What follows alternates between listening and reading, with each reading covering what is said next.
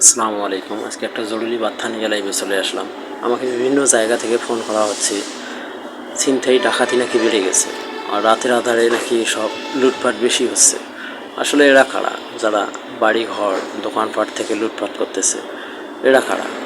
এরা কি সুযোগের সদ্ব্যবহার করতেছে যে বর্তমান দেশের পরিস্থিতি ভালো না, আইন কানুন ব্যবস্থা ভালো না, এই সময় এসব লুটপাট করলে কে কাকে ধরবে? ওরা কি এটা ভাবতেছে?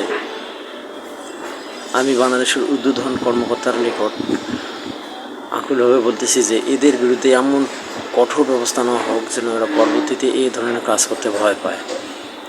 বাংলাদেশ স্বাধীন করছি লুটপাট করার জন্য নয়, বাংলাদেশ স্বাধীন করছি ডাকাতি করার জন্য নয়। বাংলাদেশ ছাত্রদের রক্তের বিনিময়ে স্বাধীন হয়েছে, বাংলাদেশ আমার ভাইদের রক্তের বিনিময়ে স্বাধীন হয়েছে। এ দেশ এখন স্বাধীনভাবে চলবে। কিসের লুটপাট, কিসের রাজাহানি, কিসের ক্ষয়ক্ষতি? এখন সব কিছু সুষ্ঠুভাবে চলবে। এটা এমার্জেন্সিভাবে ব্যবস্থা নেওয়া হোক যেন এটা দ্রুত গতিতে বদ্ধ হয়ে যায়, তা না হলে দেশের অনেক বড় ক্ষতি হয়ে যাবে, সাধারণ মানুষের অনেক বড় ক্ষতি হয়ে যাবে, সরকারের উপর আস্থা উঠে যাবে। ধন্যবাদ, ভালো থাকবেন।